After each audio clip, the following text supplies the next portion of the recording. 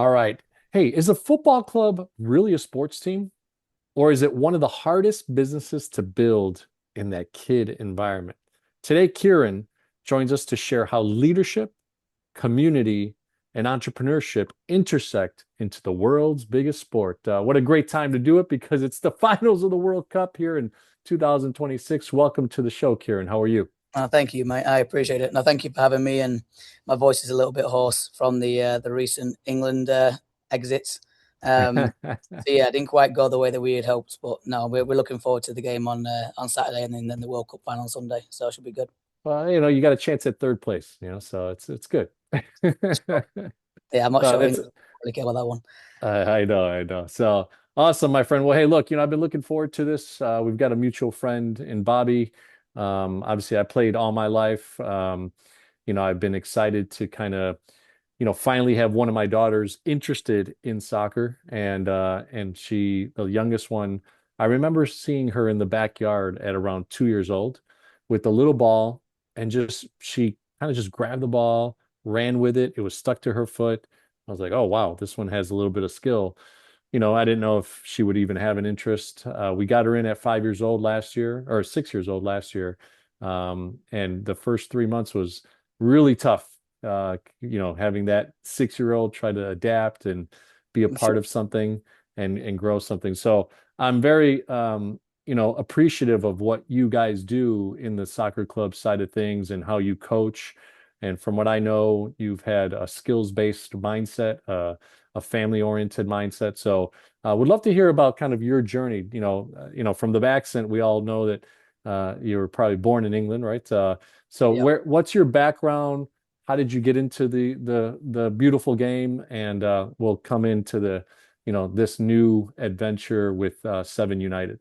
Sure. So yes, originally from Blackpool, England, which is the northwest of the country. Um, Played from the moment I could remember. I don't know if that was forced upon me or just obviously the culture. You just get put a ball at your feet. Naturally left-footed, which obviously is a Mm. decent commodity in the game. Right-handed, left-footed. So heavily left-footed. My right foot is not brilliant, if I'm honest. But yeah, loved the game. Got scouted very early, and obviously the system in Europe is a little bit different. So I've been in an academy or what they call a school of excellence back in the day. I'm now 39 years old, so I'm going back, 20 odd years to what it is today. But start with there. Just obviously loved the game. Always wanted to become a professional soccer player. Never obviously really officially made it. I was what's called a YT, which looks like a young professional, but I didn't make any first team appearances, unfortunately. So when they do that, they encourage you to do coaching licenses, knowing that only a small percentage of guys really truly make it, just as a backup, if you will. And I really enjoyed working with the little ones, and always had a good connection with kids, even when I was younger with my little sister, and then just working with the little ones in the school. So did that, and then typical story. Went back in about 18, so I got released at 18 years old. So at 16, we finished high school. That's the first big cut-off point. I got kept on for 2 years as a YT at 18. Then I got released. Went to what we call sixth form college, which is basically your junior and senior of high school before you go to university. Got scouted playing against an opponent. The scout there was actually watching one of my opponents, not me. So I was happened to be this right place, right time. Got a trial, played against my old team, Blackpool in the trial. My third game, did really well, caused a bit of mayhem, and then the next morning they call me back and want me back for a short term. So that was probably like a 3 month running contract from February to the end of the season. And then they said, go away, work hard in the summer, and we'll see you in pre-season. And then 2 weeks later, I go on a boys' holiday to Malia in Greece, which is a bit of a party town. We played a pickup game. I broke my leg playing in Oh, a pickup game. So I was in Greece for 7 days in hospital. Flew home. I tib fib, compound fracture on my left foot. So to be fair to Blackpool, they gave me all the physio that they didn't have to. And I came back and they tried to relocate me. I was naturally a winger, just attacking player, beat people 1v1, and was very innately quick. I'm quite vertically challenged, but I was quite quick on my feet. So when they came back and they tried to relocate me into a number 10 role, like attacking midfielder, but then you just got kids who have played there the whole career who are just better than you. So got released again, started coaching. Whilst I was on crutches, I went to university for year one. because my parents wouldn't let me just sit there and do nothing. So my buddy, who's actually a pro manager now back in England, he basically drove me for the first 6 months until I could walk on my leg and I could drive myself. That was in Preston. And then, came out to the States. So that was in 2008. I broke my leg. And then 2009, I came out to the States for the first time in between university years. So I was in Atlanta, Georgia with Challenger Sports, just coaching summer camps each week, bouncing around, meeting new families. I would stay with the family. They called host families. And the first family I ever stayed with came to my wedding. I still talk to them today. So it's just awesome people. Love my time in the South, love how respectful those kids are, and just the little nuances. I was wanting that when I had my own kids. Love my time there. Went back to university in the fall of '09.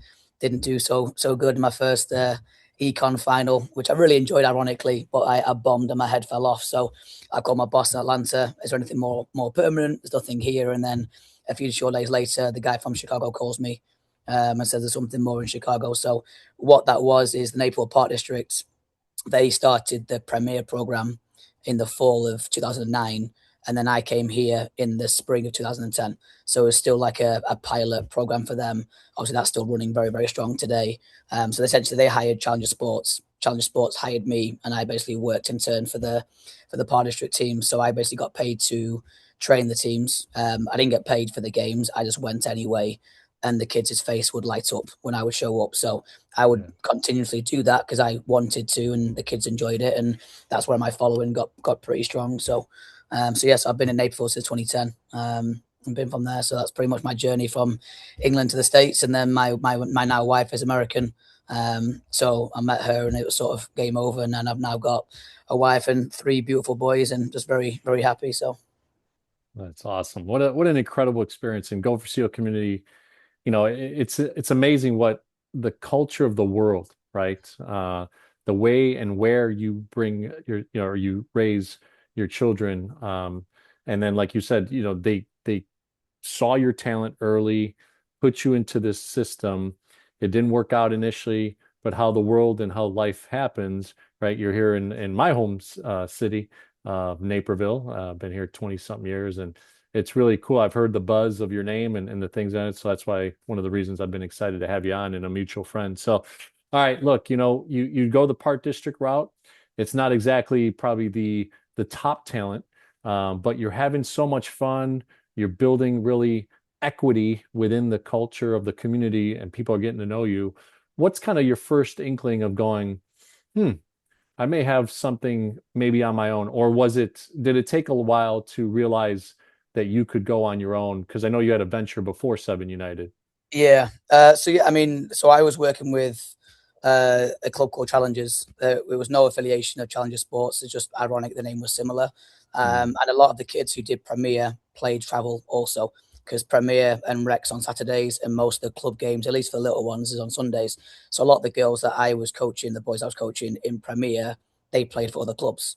And so I got pulled in fairly early to do the club teams too, and really enjoyed it. And even looking back now, how I coach today is obviously very, very different. How I coached back then, obviously my knowledge of the game hasn't really changed, but how I can translate that to younger kids and seeing the deficiencies in their fundamentals and focusing on that and taking the time to make sure that's correct is no different to any other sport, right? Making sure obviously different philosophies of different games, right? And I can't speak super educatedly to the American sports because I don't know anything about it. I do fantasy football for NFL, and I know enough to be dangerous about the skill players, but the nuances of the actual game, I couldn't tell you much about it. But yeah, so that's probably what I noticed. And I was always pretty hard working. My parents, you mentioned before, my parents, I'm one of 4 kids. So my brother lives in California. My 2 sisters still live in England. My parents still live in England. So my parents, I love my childhood, but my parents couldn't have afforded to do these sort of things. So, I was really passionate about creating something that runs in England, right, and Europe, and that system where it's a culture, and obviously you're battling a different culture, right? You're not only battling other sports and passions, but also just the win at all cost culture that unfortunately exists not just here but everywhere. But you try to battle that and try to do the right thing. So I was always quite entrepreneurial. My parents would tell stories when I was like in 3rd grade, selling stickers at school to make money. So apparently that was just an innate thing within me. Wasn't really my goal to do that. I've never been the type of boss ever to say, I'm the boss, do as I say. It's more, I'll never ask anybody to do something that I'm not willing to do myself, and Mm. I'll lead by example that way. So, I've got a strong work ethic built in me from my parents. They didn't really, we never went without. I said I loved my childhood, but we didn't have the lavish things, which again, I'm okay with, right? So I think that sort of helped me and give me a very humble upbringing, and I'm just very grateful for that, and I've just tried to give back ever since, right? So with my kids now, I want to try and instill the same values that my parents put in me, and then give back to these kids, right? So I mean, I love coaching kids. I mean, that's the end of it. And if my perspective has changed. My first venture started in 2014. We built and grew very, very quickly. We were close to the pinnacle, in my opinion, playing levels at the highest level.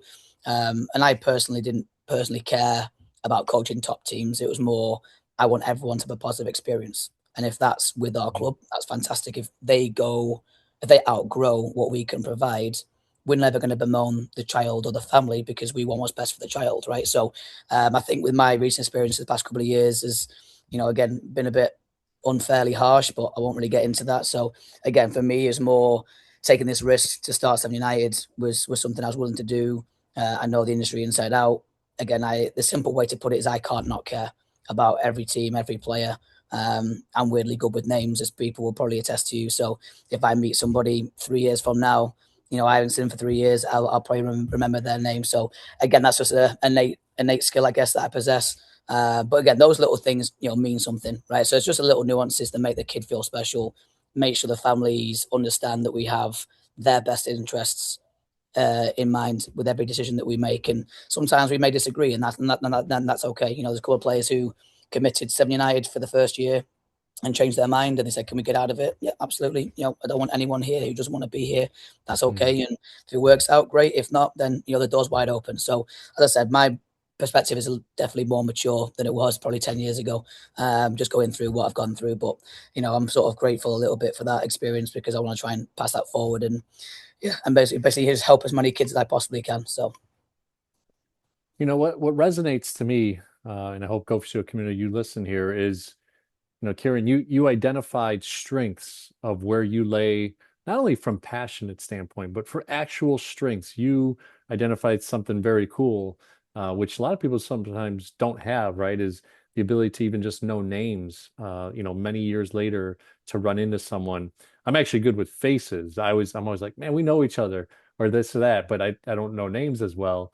So that's a great, great skill, right? Something that's a competency that you've been able to build on and understand that you have. Obviously, the love for the game, the understanding that you are very good with kids, right? Now, is there a certain level? Because I will admittedly say, like, I've thought about coaching, but I need kids to already know the game, and then I feel like it elevate them. But I'm not a guy that wants to teach them the game, from a skills base, because I get too frustrated. I'm like, come on, like, why don't you get this? So, sure. but No, for sure. Again, not really. As I said, I've got deficiencies, right? No one's perfect, and I'm still learning yeah, the yeah, game. That's the key thing about it. The team of coaches that I'm building all have, I said, obviously, I've worked with many of them before. So arrogance, egos left at the door. We're here for the greater sure. good of what we're trying to build. So no, I think my biggest deficiency is I struggle, and this is probably sounds like a strength, to not put kids in the game.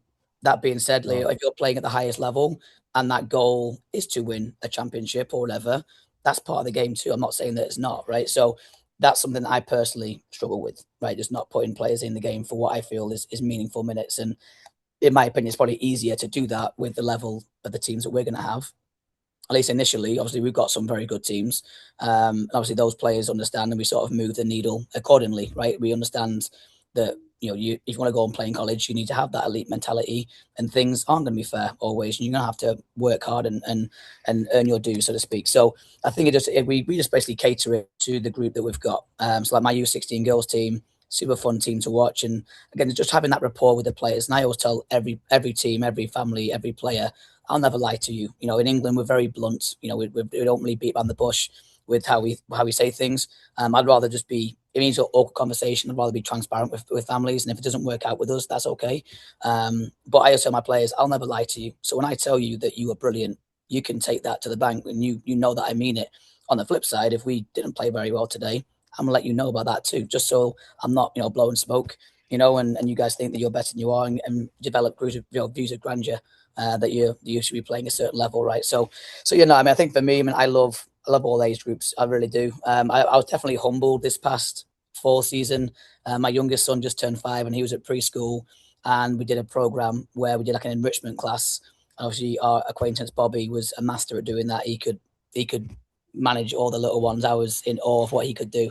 I'm by no means him, by any means, but so I got pulled into my son's preschool, and having 10, 4, 3, 4, 5-year-olds running around, it definitely humbles you with trying to get them to engage and listen and be productive. So that was really cool. So I'm gonna continue doing that into this coming fall season. So obviously that's during the day, so it doesn't really interfere with the club teams. But no, I mean, honestly, I get the same satisfaction. Like, we've just done a camp this week.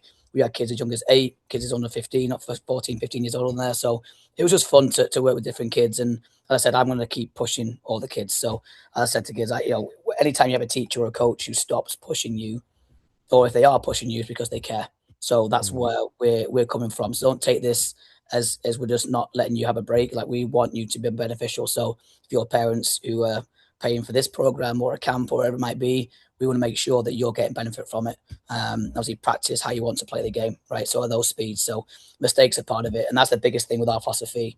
We want the kids to be creative, be fearless, right? And I emailed the club after England's exit yesterday. Probably surprised a few people that I probably emailed the same day that it happened. But for me, I wasn't sad. I wasn't sorry. I wasn't mad. I was just sad that England were gone. But taking a step back and looking at things of how I asked my kids to play, I just say simple things like "don't be boring," which makes parents giggle. But I genuinely mean it. Like, get the ball, show me how good you are. If you lose it, I don't really care. The sky is not going to fall. So I think obviously England yesterday just sort of went too defensive too quickly, and then same thing with Spain against France. They had a collective dominance with their beautiful passing, and then same thing with Argentina yesterday. You can't give Messi that much space and expect to live to tell the tale. So be a good game. But yeah, so I think for the club, I love coaching any age group. It doesn't really matter to me personally. I know some coaches like to work, uh, specifically in a certain age group. What we will do with a club is, when I assign a coach, is minimum 2 years is the thought. Just so then the team and the parents and the kids get that continuity and consistency. And some clubs have like a 2-year regimented 2 years with the team and pass them on. I definitely see value in that. We just haven't really got the infrastructure and the history to say that's what we're going to do. Instead, we do a minimum 2 years, and then after that point, we do an annual review with the coach and say, okay, are you still enjoying the team? Yes or no? Are the kids still on a steep development curve? Yes. And are you, qualified, ready, willing to take them to their next age and or level? The answer is yes to that one. Then we'll roll for one more year and go from there. So, we're not going to be, I've got a lot of Swiss Army knives in my staff where the guys can coach 8-year-olds and coach 14-year-olds, and the product is awesome. So definitely a clear, defined style of play and an environment we want to try and build in the culture. So what we're hoping for and what we're striving for is, if you watched a Seven United team play and you took the badge off the jersey, you can identify that's what we look like.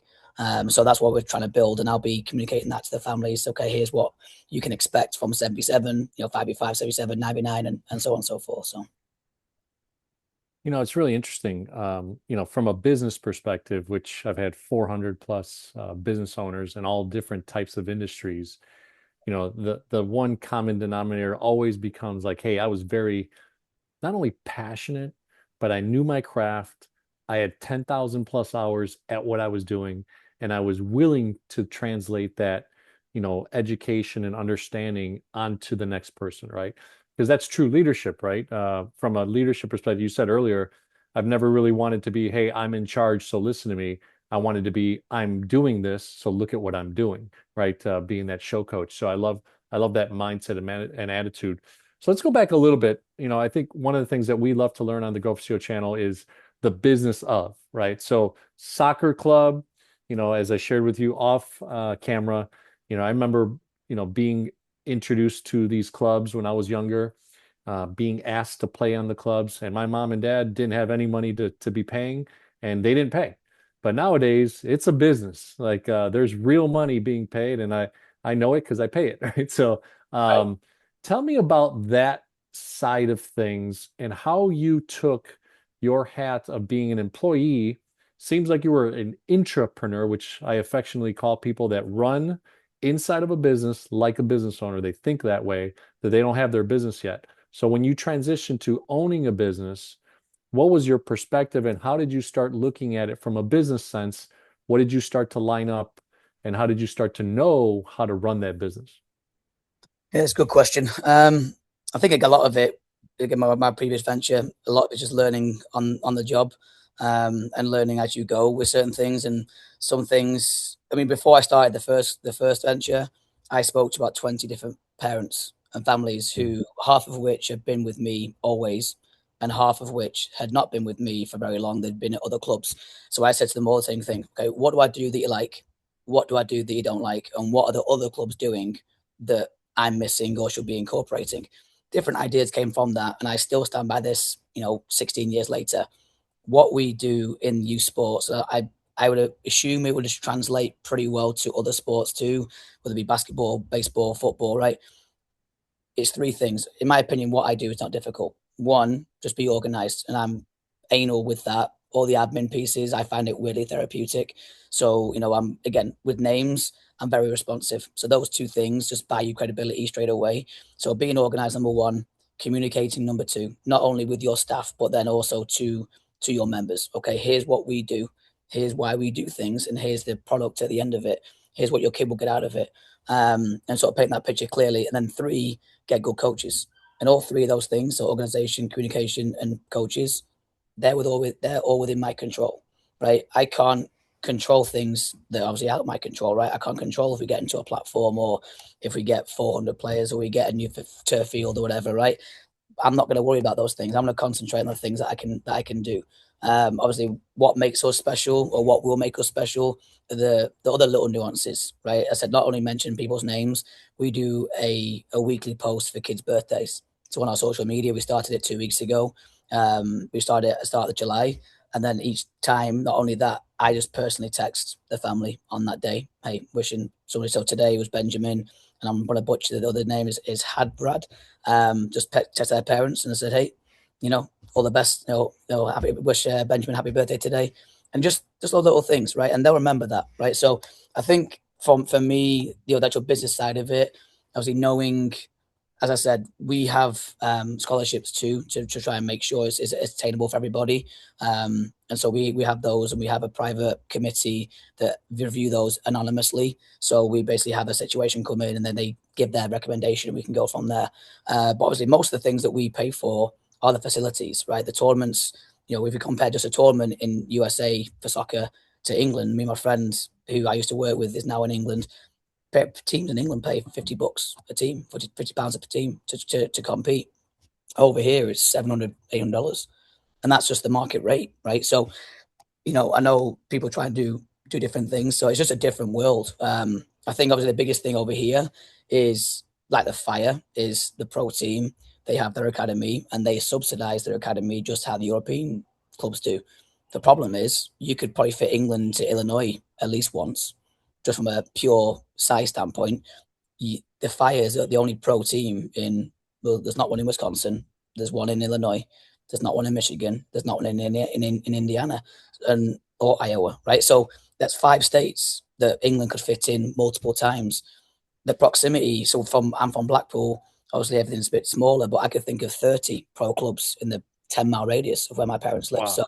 it's just different, right? They channel those revenues from the first team, and that's what subsidizes all the fees for the youth teams, in the hope that they can develop those next generation of players that can go and play for their first team or be sold on for profit, and then obviously they could reinvest that money into their youth system, facilities, coaches, infrastructure, whatever it might be. So yes, I think obviously over here, most of the cost, if I'm honest, goes to. I mean, there's two buckets. It's the facilities, the programming, what you do. So obviously we're in Illinois, so we have to have indoor space because it snows, and 5 months of the year. So you need lit space in the fall season. That's one of the main obstacles for us. If you train after 7 o'clock after Labor Day weekend, you need lights. So that's the first thing you got to solve. Not only just the lights, but you want field condition. Do you want to train on turf? Do you want grass? then you've got the leagues and the tournaments and the referee fees and everything else, and then you're paying for the coach, and that's the two buckets that it's really going to. So, as I said, a lot of in England, the grassroots is what they call it before you go to a school of excellence. It's very similar to what you would have with your rec programs over here in the States, where, again, this is an assumption, you're American. I'm sure you know more about American football, basketball, baseball, because you grew up here. So if you were to coach my son in baseball, you could teach him more in 30 seconds. I could teach him in a lifetime. I don't know, I have a clue. I didn't play it. So it's just different, right? So I think over here, the pay to play is, I mean, I'm not a huge, I think it is stunting the development of the US competing at an elite level. I think the other piece of that isn't just the means of it. I think it's also the philosophies, because you can play soccer 50 different ways, right? So it's just, and I posted something on our Instagram as a story of Thierry Henry, obviously the French hero, who he was talking after France got beat by Spain, and he was talking about their levels, and they were successful at the youth level and the women's level and the under 21s, and because all the kids, no matter what club they grew up in, they all buy into that philosophy. And so whether their team is full with stars, but they collectively work as a unit. And I'd argue Argentina is very, very similar. They played as a team yesterday. Like England have superstars. We don't really look like a team. I said before, we off camera, we played well twice in 5 games, So yes, I think again with the business side of it, it was more just learning what those line items were, figuring out what the market rate would be for a coach. Because I mean, some of my guys are full time, some of my guys are part time. I need a little bit of both. But I mean, for me, I don't really get drawn to licenses, because you also got different licenses and qualifications. I hire people. Like, it's a people business. It means more to me what their character is and how they approach things, and how they are with the kids and how they can translate what we want them to the kids as efficiently as possible within our umbrella. And this is not a dictatorship. I've got a director of coaching I'll be posting the next couple of weeks. This is a team. I said, well, I said before, I'm not the boss. We're a team. Like, you're a colleague. You're not a subordinate, right? You're working with me, not for me. That's just how I view things. So I think that's the biggest thing. Just making sure we have people. So I've hired people in the past off their license, thinking that was, I could learn something, and I was watching for 5 minutes and I was scratching my head. So, I think I've learned the hard way a little bit. So I'm just drawn to people now. Just their character means more to me, and that was a movie like The Draft Day with Kevin Costner. Love that movie. So when he picks that number one, is like he had that pick in his head purely for a character thing. That was basically what it was. That's the person he wanted in his dressing room. He knows that's the person that he wants part of his team, and I keep headhunting people like that. I keep going out to coaches and finding those guys. So you said two incredible things there at the end, especially. You're always looking for talent, always prospecting, always targeting. Hey, in my traditional world of business that I've had, either my own business or inside of the banking and finance world, that's 100%. And I think people miss that is you're always supposed to be, especially as an owner, right? As someone that's a leader in an organization, always eyeballing talent, and it could be in different ways, right? The server that is just extraordinary at detail and understanding what you ask for as a meal. The target person that goes out of their way that you can't find an item, and they don't just go, oh yeah, it's L14. No, they go, oh yes sir, it's on L14. Let me walk you there, Sure. right? That type of attitude. So you got me pumped, man. Like I actually been I was introduced to coaching from a different sport recently. My now seventh grader in fifth grade, there was no dad to volunteer, and I'm not a big basketball guy, but I got into it, and it was interesting. And we won one game all season, 2-1. So one basket was made by one of my girls, and one free throw was made by the other team. So we win. And then this last season, the evolution of that into now 6 games, and we're looking forward to the seventh and eighth grade. So I'm starting to get them to, I'm not needing to only show skill or train skills. Now they're starting to understand the mindset. And, there was a game, it was so interesting to talk about this. There was a game where I started getting so jacked because I saw them playing as a team finally for the first time in the season, and they were passing, moving, cutting.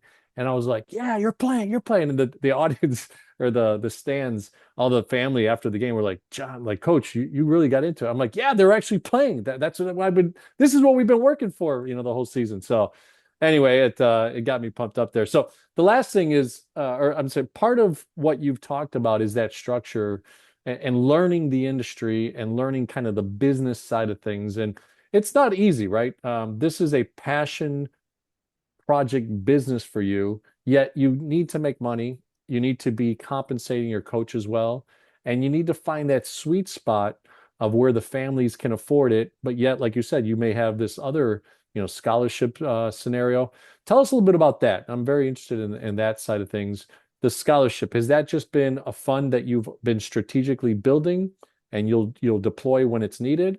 Or did you get capital from other companies that have wanted to invest into Seven United? How does that work for you on the Sure. Yeah. scholarship side? I mean, right now we have no investors whatsoever. So for me to start it, as I said, I basically had the logo made. The origin, just so you know, I'm not sure you want to know that the seven was a big. I'm a Manchester United fan. At Man United, number seven's a very big coveted number. It's currently being ruined by the current owner, but generally speaking, number seven's a big deal. I grew up watching David Beckham. He was number seven. So before him was Cantona, and before him was a Russian guy called Kanchelskis. So I wanted his name on my back, but my jersey wasn't big enough to literally get the name on the back. So, but at number seven, I was number seven growing up. So I used to love that number. It basically, and I used to love the player called Raul, who played at Real Madrid. He was left footed too. He was a Real Madrid and Spanish legend. So I just loved, and it just embodies creativity. That's where the name comes from. And obviously, United is the unity of the word, but obviously, Man United is the hink in there. So the cool thing about seven is my eldest son was born 7-7. So I think he was due 7-2. My wife obviously wasn't too happy about the extra 5 days, but yeah, I mean, I was secretly quite happy. But yes, I think with the scholarship fund, so we haven't got any investors. So I started the logo built around the seven, just sort of knowing this is what I want to try and create. I've just basically been paying things off as we went, right? But again, like the marketing, the branding, we got some things for tryouts, which obviously in Illinois is quite stupidly early in my opinion. But just again, just make sure people knew we're not just in England we use this term Mickey Mouse is not such a positive phrase. It basically means like basic. But basically, yeah, we had those things to make sure that we knew, right? So I had to gamble a little bit with the uniforms. And he said, well, how many players are you going to have? I don't know. Like we're starting at ground zero. So, I think I guessed at 150 and I think we're going to have about 320. I think we're going to have. Wow. So, so it's obviously exploded. And biggest learning curve for me before I get scholarship was the social media. My wife had to show me what the difference on Instagram story post. I didn't have a clue. I'm by no means an expert now, but I'm definitely a bit more well versed in it now. But yeah, for the scholarship, basically we build into the budget a cushion per team. Also, we have a target number of players, so that links with playing time, and then also links with just basic math, right? So for 7v7, for example, we like to have 10, 11 players. We build a 3% cushion into each team, and then that basically goes directly into the scholarship fund. So there's not an Mm. exact science to, okay, we're allocating X amount per team. It's just on a case by case basis. And some years it'll be bigger than others. And that's what happened in my previous ventures too. So just try to do that. Obviously, we're in the process of getting like a sponsorship. We're hosting a tournament in the fall, pre Labor Day weekend. So I've done that before in my previous clubs as well. So again, just those are ventures that will ultimately come back and be reinvested into the club. So if we want to bring in a coveted coach and we need a stipend to do that, then we have the ability to do that. If we want to get more facilities or more, branding. So for example, like with the branding, we're going to have probably 7 to 8 tents by the time that we're done. 16 banners, pop-ups, everything. Like our branding will be everywhere. So again, it's just those little details we just kept building as we did. So I was doing some private coaching in the spring to keep myself and my family going, and then each time I had a little bit, I bought something else and bought some equipment and then bought something else. So obviously where the tryouts came round and we had a explosion, which was overwhelming, if I'm honest. Didn't really know what to expect. And the biggest negative for me to start this was not everyone knew the past. As I said to you before, I can't really speak about that. But people who knew me, all I can hope people who do know me and know what I do will positively talk to other people. And if not, I'll happily put myself in front of people like yourself or anybody else, and I'll let those people decide. Who they want to follow and work with in the future now. So, but yeah, for the scholarship fund, as I said, it's open to anybody. We want to try and make sure it's accessible to everybody. Granted, we couldn't offer it to all 320 players, obviously, because the math wouldn't work out. But again, it's all anonymous. No one on the team knows who's on scholarship and who's not. So it's just we build it that way, and then obviously as the club grows, but we're going to have other things that we're going to need to compensate for. But yeah, so a big chunk of it, I said, comes from that 3% cushion per team that we build into the budget, and then also with the ventures like summer camps and the tournament that we're going to run. So those are just other little revenue streams that can also help and push it back into the club and help families that can't afford it. Nice, nice. No, and that's important, right? I mean, there's a social aspect to it. I was always curious, hockey is a very expensive sport. And sometimes the access to the rural markets or the urban markets, aren't as prevalent. In Naperville, we're lucky enough that it's a pretty mass affluent society. There's a lot of, money around, but there's also pockets of people that aren't as fortunate or aren't making as much money. And boy, they'd love to have their son or daughter into that.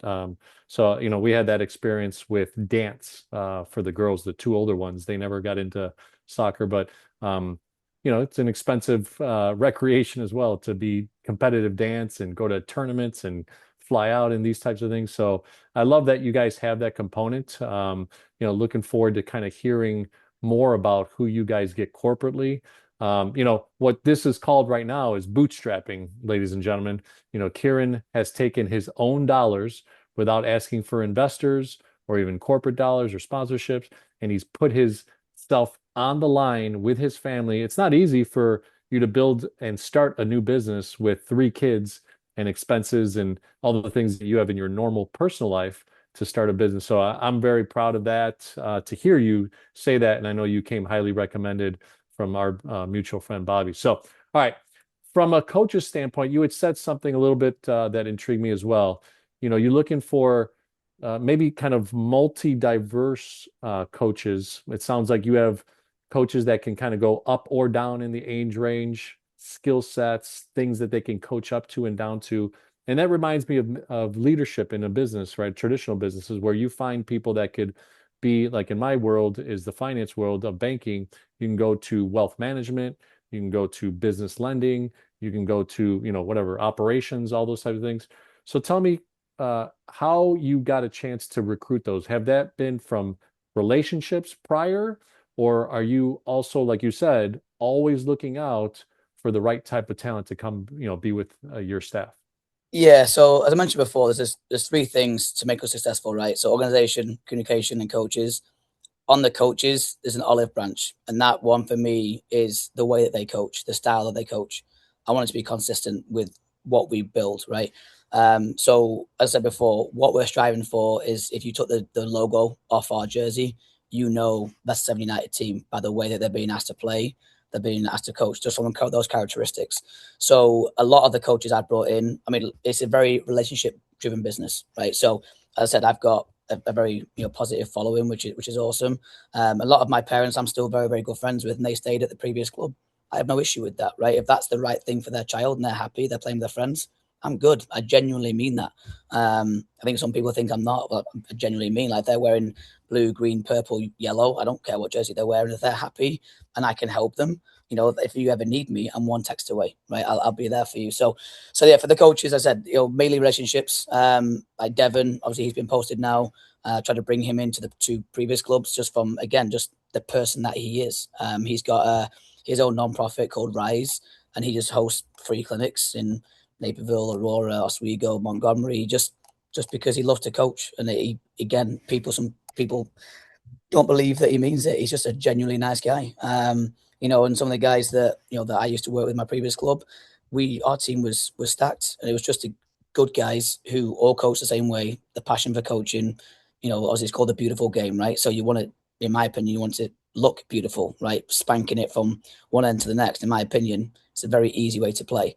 And that's unfortunately the win at all costs element that we have to battle against. So I told my parents there's going to be games where we lose, and we're the better team, right? We have 80% of the ball, but obviously possession's only one part of it. There's no point getting that metric just for the sake of it, right? Like, what are you doing with the ball? Like, you could have 80% of the ball, but if you do nothing with it, then it's a bit of a pointless stat, really, right? So, are you Hmm. actually trying to move the ball? You pass the ball to to make space, but move the opponent. So, I think for me with coaches, I look for the style of play. That's what I'm drawn towards. So, most of the guys I've hired over the past 15 years, I've coached against.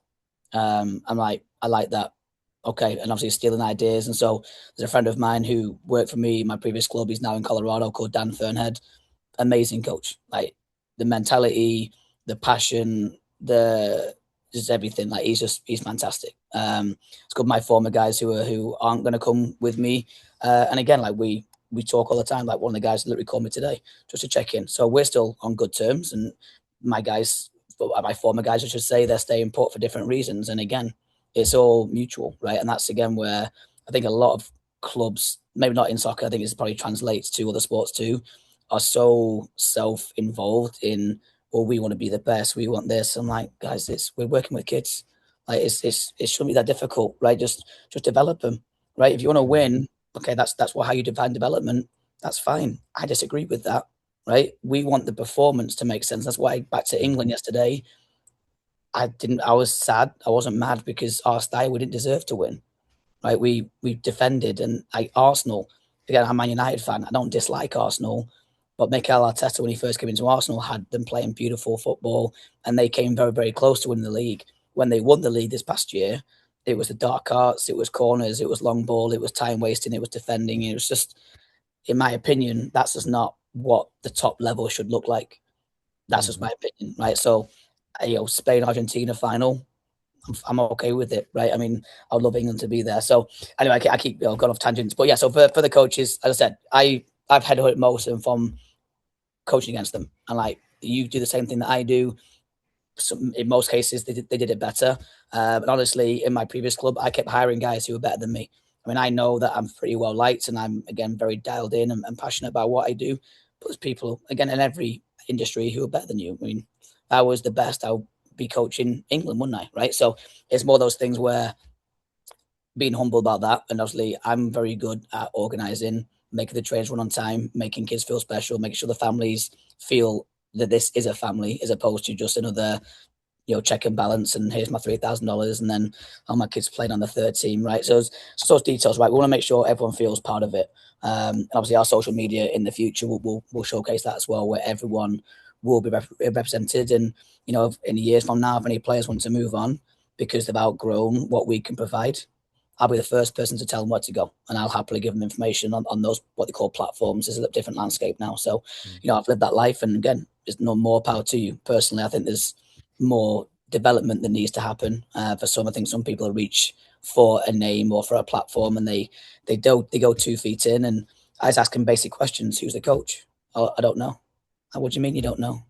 Like, surely that's the first question you want to know. Who's the person influencing your child? Do they have a track record? Like how long they've been there for? Like how big's the roster? Oh, we don't know. I'm like, what do you mean you don't know? So these are things where I'm transparent with parents when they ask me who's the coach. If I had to be a little bit coy this spring, purely because a lot of the guys who I've hired were at other clubs. I didn't want to Hmm. jeopardize their current employment by saying, oh, it's going to be so and so. All I can say was, look, this person I've known for X amount of years.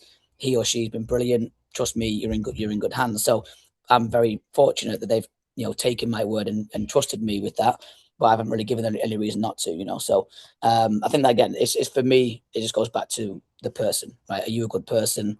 Do you want to have the same values? Do you coach this certain style, right? Because they could have the be a good person and have the right attitude, but then coach differently and be rigid and don't want to move from that, and that's okay. We can stay friends, but you're just not going to work with me. Sure. So they need all three for me. I love that last part, at our private school where the girls go to a Catholic academy. We're trying to develop a basketball. And like I said, I'm not necessarily the basketball guru by any means.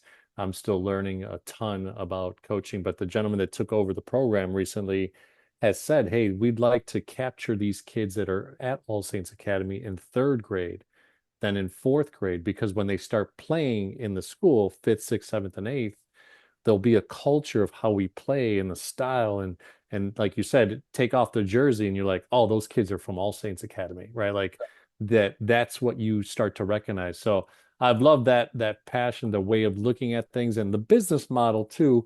And look, you projected 150, you end up 300 plus.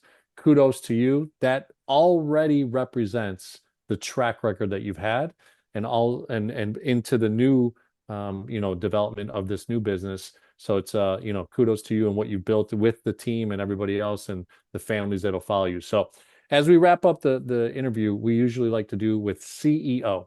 So C is for client experience. If you think about it, Kieran, from the from the first parts of getting let go, those disappointments, not going to the first club, coming out to Georgia, Atlanta, realizing, hey, from an academic standpoint, I'm going to go back to coaching, and then having the will and the thrill of everything that you've done.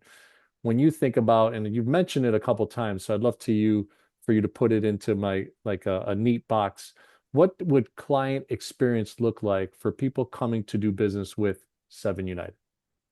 Again, good, awesome question. Again, I think it's just different. I think again, I've known enough about other clubs to know that things that shouldn't be a point of difference in youth sports, they will be for us. So our coaches knowing their names, they're responding to your emails. So I think all in all, things going to be a family orientated community. We're doing an outing this Saturday to the Chicago Stars women's team.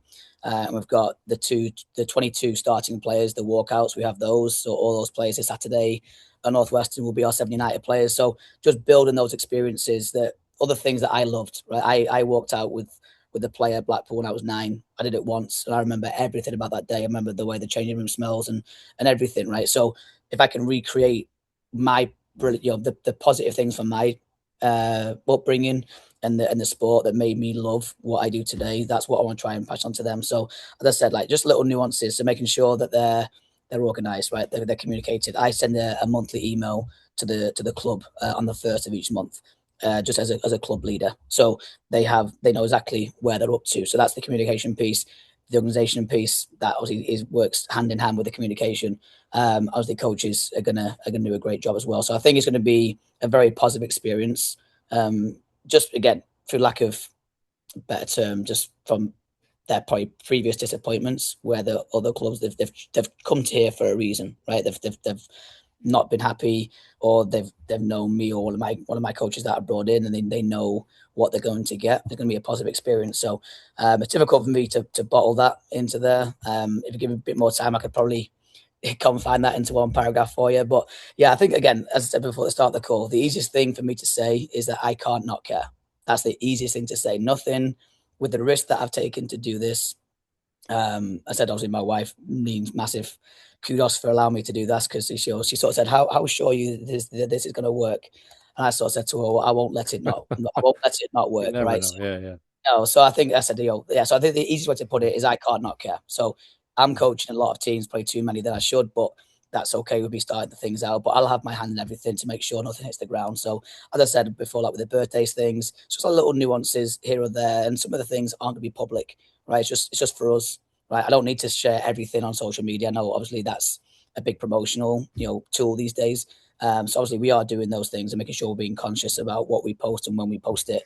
But honestly, a lot of the things are just for us, right? So just what we give the kids internally outside of the programming. And one thing, just to build on this, is the values we want for each player. So it's mandatory that every team each year will do a community service outreach Mm. event as a team. Just again, as you mentioned, we're in a very affluent area. Obviously, not every player is from Naperville, but they're from the suburbs. And again, I live in Plainfield, so my kids are hardly struggling.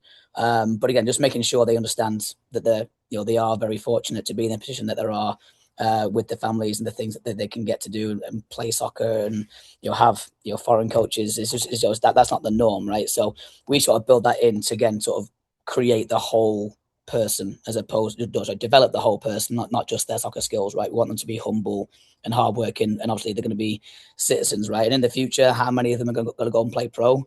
We don't know, right? But a lot of parents, obviously you included, I imagine, put the kids into sports for all the life skills that they're going to learn. And that's Mhm. really what we want to try and focus on. And obviously all these little nuances to make them feel special. As I said, like just me knowing their names when I'm not coaching them is key. But I want every coach to know every player. right? So our Mhm. team camp that we're doing the week of August 10th, it's going to be more of a collaborative effort versus just me and my teams. And she's my player, he's my player. No, we're all part of the same club, right? I want you to know who that coach is. I want you to know who that coach is. So it's going to be a very, very, I said, family driven, environment, which again is easy for me to say because I haven't built it yet. But obviously, I've done it before, and obviously I know what I've done wrong before. I knew what I wanted to add and couldn't for some reason. So the shackles are off in essence. So we've got Naperville, we've got Yorkville now. There's nothing holding me back, and basically it starts and stops with me. And again, I wake up every day and just motivated to move it forward every single day. So I love it. I love it. Well, a social media thing is I can't not care hashtag. So right, right, hashtag I can't not care. That's going to be roaming and going through all of social media. Kieran inspired. Hashtag I can't not yeah, care. So we're going to cut that up on our shorts. Also, the second one is E out of CEO is engagement. And this one's pretty cool. I always love hearing this. Kieran, tell us from your life, right? Like, how do you like to engage? Give us a little insight of what helps you to connect with people. And this is very important because, I used to say employee engagement, but it really became the founder individual that I had on the podcast and understand there have been people that love to go rock climbing. Recently, I just had a lady reach out to me on LinkedIn. She does walks on Lakeshore, on the Lakeshore Drive, just because that's her meeting style. She wants to be able to walk around the lake, especially in the nice weather months, and connect with people for what she does in her consulting business. So we're going to take a walk at the end of this month. We set up an appointment. So what does Kieran like to do to engage with others? Again, good question, mate. Like I said, honestly, I go two places. I go to work and I go home. They're the two things for me. I'm very difficult. I know that I talk really quickly. I've been here since 2010, so the accent and the speed of speech is not going to go anywhere. So anyone I generally talk to for the first time, I like to do a quick disclaimer. Again, I'm 99% sarcastic, so I think that sort of like humor comes across. Obviously, Yeah. the accent doesn't hurt when people hear an English accent. They always want to try and dial in a little bit. But no, again, obviously, me being just being in front of people. Obviously, anyone who's watching this who knows who has spoken to me over the phone, it's nearly impossible to understand what I'm saying.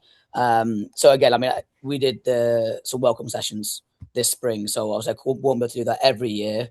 But because I was in that transitional mode, I just put them on. So it gave me a chance to meet the parents. It gave the team an early chance to meet each other. It gave me an early chance to meet the kids and learn their names. And again, just that's just start things off. So I think I like to do things again in person. And obviously, I'm very responsive to people. I've got time for everybody.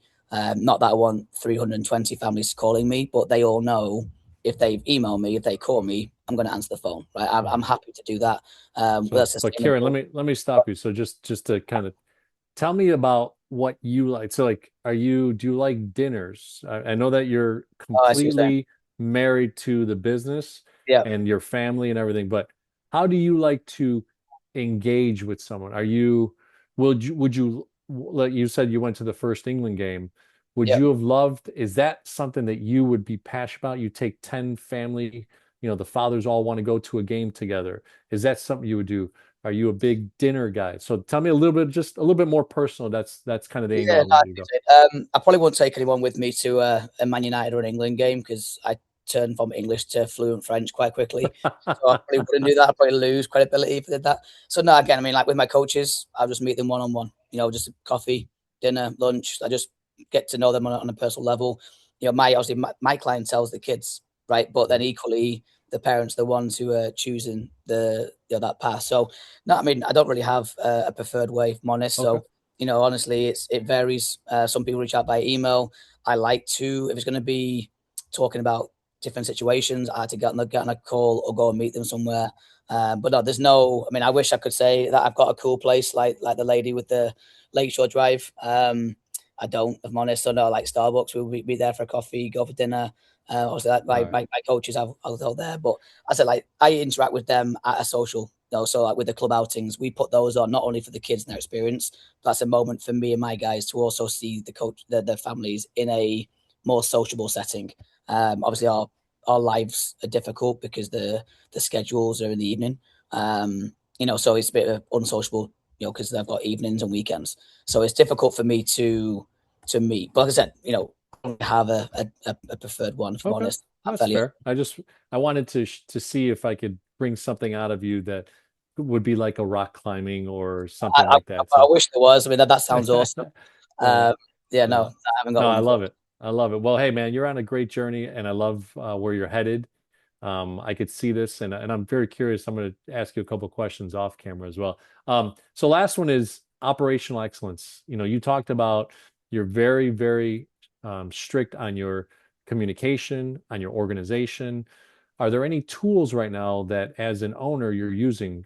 Monday.com, some sort of CRM, system, AI, has it helped you, coordinate things? What are some tools within the business, or are you just, regular old email, regular old notebooks and paper? Like, what's your style from a operational standpoint? Sure.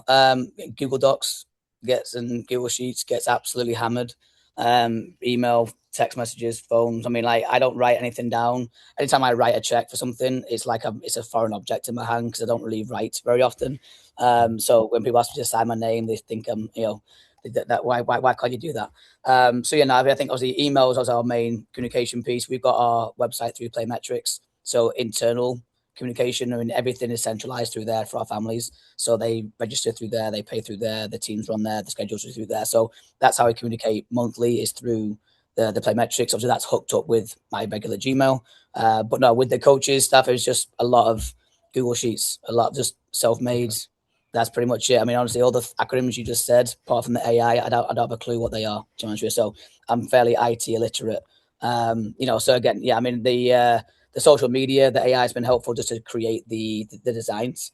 Because one of my guys who unfortunately isn't come with me, he was very social media and he was brilliant doing those sort of things. He lived in that world. So that was, as I said before, brand new to me. So just those are creating the design. So I'm sort of learning the prompts of how to do that and keep it on point with our branding, our color scheme, everything else to make sure it's still within our marketing toolbox, if you will. But no, I mean, just honestly, I mean, I'm looking here. I've got this tab open right now. I've got like 12 Google Sheets open, just tabs open. I use for different things. So one for players, one for schedules, one for the financial piece of it, one for leagues and everything else. So a lot of it's just obviously it's apps now. So we haven't got an office. My office is my front room, my garage. My living room. So yeah, no, there's nothing special. As I said before, what we do isn't hard. Obviously, there's a lot of just knowing what to do and where to go. So with the leagues, just knowing which platform makes sense and which online, but it's all things that I've been doing for a decade. So there's nothing special, No unfortunately. worries. Yeah, so yeah, just Uh, basically Google Sheets is where I live. Yeah. I love it, brother. So, well, Kieran, man, great to have you on the GO4CEO channel. Excited to kind of what you're going to do, what you're already doing, and what the bootstrapping side of things is, and the branding, Seven United, the social media, everything, and obviously affecting the kids from a perspective of growing with them and building something pretty awesome. What's the ages, by the way? Like, is there a certain age that they exit out of Seven Yeah, United? so they exit out. I mean, right now the oldest girls team that we're going to have is U16, so they'll be sophomores in the fall. I think we're looking to try and develop a U17 boys team again, just sort of through recent appointments and interest. We might be able to do that again. We want to try and build consistent rosters, so that's a high level, mid level, low level. We don't really mind as long as it's relative. We don't want to do a disservice and have varied levels. So yeah, so high school. So when the seniors they go to college. So the eldest would be 18. And then the youngest we've got right now, the youngest team we have is U7, which would be Mhm. what, first grade. That's probably early to come into the club. I think second, third, fourth grade is fairly normal to make that transition from rec to club or premier to club. So, but yes, I think the youngest player we've got is probably seven, 6 or 7, or six turning 7, and then the eldest one could be 18, but I think this year for the girls will be 16, and then the boys could be 17. So Yeah, I know a few of those girls. So I've seen them play and can attest they're pretty hardcore. So I love it. All right, my friend. Well, hey, any last words? Where can they reach you? What's the website? Are you active on any of the socials that they can reach you, or the email that you want to share? yeah, so the website is just 7unitedsc.com. So all the information's on there. As we're adding our coaching staff, we're posting one more in about 30 minutes. So every time we post one on social media, we post it on the website. Instagram and Facebook are the main two handles that we use. Obviously, any messages right now come to me. I'm sort of like a one-man machine from the admin side. But yeah, so obviously my email's on there, my cell number's on there. Yeah, so any of those would be fine. Awesome, awesome. Well, hey everyone, if you haven't subscribed to the channel, subscribe to the channel now. Like this interview when it posts all over the internet. We're on every social media outlet, from TikTok to Facebook to Instagram and LinkedIn and all that stuff. And then if you haven't read my book, The 4A Formula, Untangle Any Challenge and Think Like a CEO, it's many of the people that have been on the GO4CEO program, also my own obviously skills and things that I've been able to develop. And it's a formula to take you from assessing to aligning to taking true accountability and taking massive action. So looking forward to talking to you soon again, Kieran. Thanks so much for being on the Go for Show channel. Thank you, mate. Appreciate it.